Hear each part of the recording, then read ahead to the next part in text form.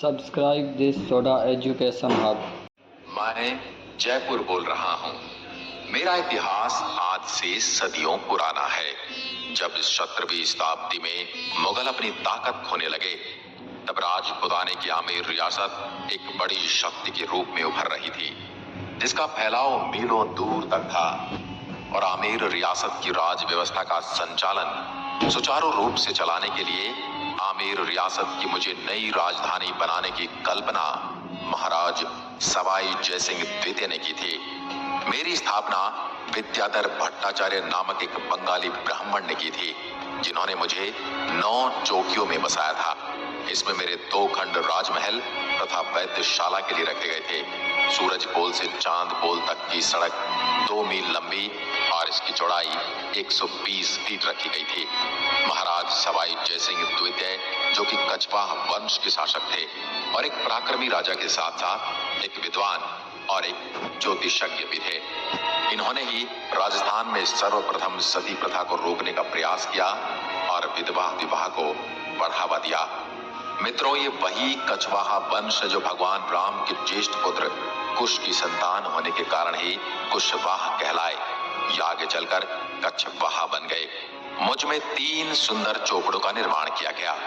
महाराज सवाई जयसिंह द्वितीय को मेरी बड़ी चिंता थी, जिसके लिए इन्होंने मेरी चारों तरफ मजबूत परकोटे का निर्माण किया, जिसकी दीवार 24 फुट ऊंची तथा 9 फीट चौड़ी है। मेरे परकोटे पर 7 द्वारों का निर्माण किया गया। नियोजित तरीके से बसाए मुझ में महाराज के महल, ओहदेदारों की हवेली और बाग बगीचे ही नहीं, बल्कि आम नागरिकों के आवास और राजमार्ग भी बनाए गए थे। इसके अलावा मुझ में गलियों का और सड़कों का निर्माण वास्तु के अनुसार और ज्यामितीय तरीके से किया गया था। मेरे प्रेमी कहते हैं कि मेरे सौंदर्य को देखने के लिए एक खास नजर चाहिए। बाजारों से गुजरते हुए मेरी इस बनावट की कल्पना को आत्मसात कर इसे निहारें तो पल भर में इसका सौंदर्य आंखों में प्रकट होने लगता है। लंबी चौड़ी और ऊंची प्राचीर, तीनों ओर फैली पर्वतमालाएं, सीधे सपाट राजमार्ग, गलियां, चौराहे, चौपड़, भव्य राजप्रसाद, मंदिर और हवेली, बाग बगीचे, जलाशय और गुलाबी आभा से सजा हुआ हूं मैं। मानो मैं इंद्रपुरी का आभास देने लगता हूं। वर्ष 1876 में इंग्लैंड की महारानी एलिजाबेथ और प्रिंस ऑफ वेल्स युवराज अल्बर्ट मुझे देखने आने वाले थे। उस समय मेरे महाराज सवाई राम सिंह इनके स्वागत की तैयारियों में जुटे थे। इनके स्वागत के लिए मुझे दुल्हन की तरह सजाया गया था। महाराजा सवाई राम सिंह के मन में सूझा कि क्यों ना पूरे शहर को एक रंग में रंग दिया जाए।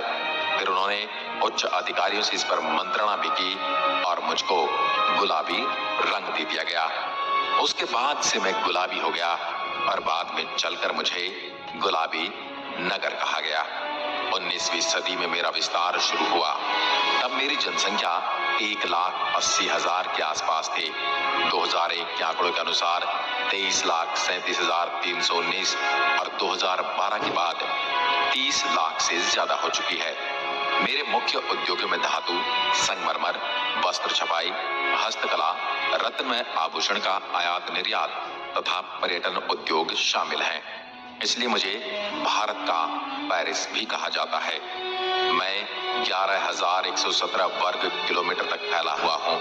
मुझ में बसने वाले लोगों में से 75% लोग साक्षर हैं तथा ये अपनी आजीविका चलाने के लिए नौकरी पेशे एवं उद्योग धंधों में काम करते हैं। मेरे यहाँ का ब्लू पॉटरी व्यवसाय विश्व स्तर पर प्रसिद्ध है। आंखों को लुभाने वाले इस पॉटरी को बनाने के लिए बेसाल्ट एवं कोबाल्ट से बनी हुई डाई का इस्तेमाल किया जाता है, जिसमें क्वार्ट्ज के स्टोन पाउडर को मुल्तानी मिट्टी और दूसरी चीजों के साथ मिलाकर इसे मार्केट में चल रही मांग के अनुसार बनाया जाता है। इस डिजाइन को बनाने के लिए मुख्य तौर पर रंगों का इस्तेमाल करके मटकों, छोटे जारों, मिट्टी की बनी हुई प्लेटों इत्यादि पर नक्काशियां की जाती हैं। मेरे अंदर मुख्य रूप से गेहूं, मक्का, ज्वार, बाजरा, सरसों एवं चना की खेती की जाती है। अगर आप मेरी सैर करना चाहते हैं तो दिल्ली से मेरी दूरी सड़क मार्ग से 280 किलोमीटर है। अगर आप वायु मार्ग या रेल मार्ग से आना चाहते हैं तो भी आप आसानी से मुझ तक पहुंच सकते हैं। मैं भारत के टूरिस्ट सर्किट गोल्ड ट्रायंगल का हिस्सा भी हूँ। इस गोल्डन ट्रायंगल में दिल्ली, आगरा और मैं भी आता हूँ। अगर आप कभी भारत का नक्शा देखेंगे तो आपको ये तीनों एक त्रिभुज के रूप में दिखाई देंगे। इस कारण इन्हें भारत का स्वर्णिम त्रिभुज यानी इंडियन गोल्डन ट्रायंगल कहा जाता है।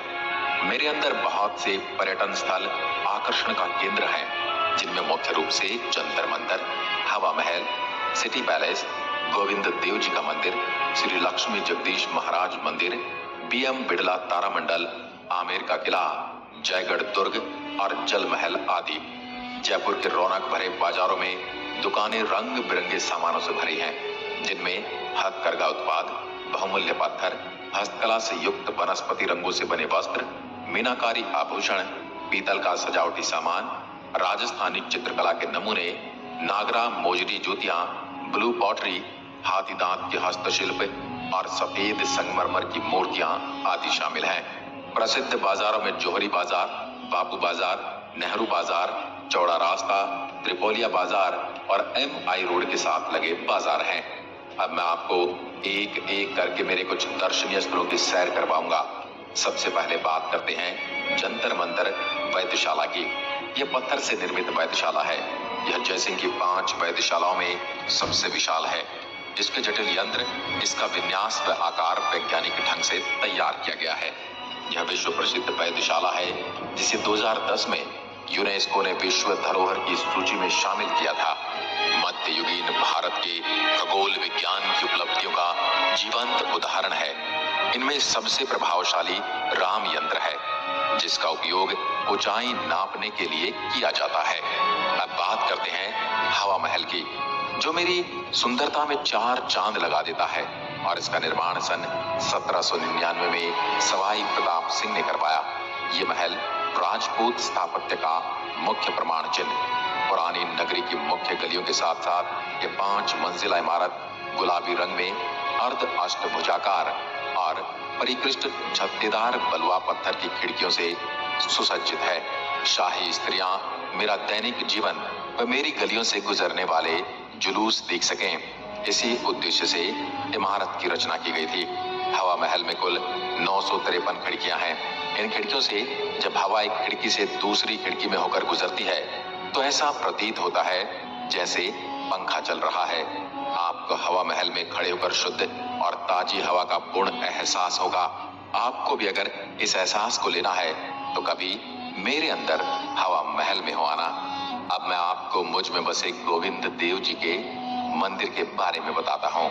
भगवान श्री कृष्ण को समर्पित यह मंदिर अपने बगीचे के बीच में स्थित है। मंदिर में स्थापित मूर्ति महाराज सवाई जयसिंह द्वितीय वृंदावन से लाए थे। अब मैं अपने आमेर महल के बारे में बताता हूँ। यह लगभग 2 शताब्दी पूर्व राजा मान सिंह, मिर्जा राजा जयसिंह और सवाई जयसिंह द्वारा निर्मित महलों, मंडपों, बगीचों और मंदिरों का एक आकर्षक भवन है। मावठा झील के शांत पानी से यह महल सीधा चमकता है और यहाँ सुगम रास्ते द्वारा पहुंचा जा सकता है। सिंह पॉल और जेलेब चौक तक अक्सर पर्यटक हाथी पर सवार होकर आते हैं। चौक के सिरे से सीढ़ियों की पंक्तियां उठती हैं। एक शिला माता के मंदिर की ओर जाती है और दूसरी महल के भवन की ओर। यह मंदिर स्थापित करने के लिए राजा मान सिंह द्वारा संरक्षक देवी की मूर्ति, जिसकी पूजा हजारों श्रद्धालु करते हैं, पूर्वी बंगाल जो बांग्लादेश है, ये जैसोर से यहाँ लाई गई थी। मेरे जयगढ़ किले के बारे में तो आपने सुना ही होगा, जहाँ तोपें ढालने का काम होता था। जहाँ आज भी एशिया की सबसे बड़ी तोप जयबाण विद्यमान है, जो इसकी सुदृढ़ता का प्रमाण देती है। मुझसे कुछ ही दूरी पर रामगढ़ झील मौजूद है, जिसमें पानी की हवा बारिश से होती है।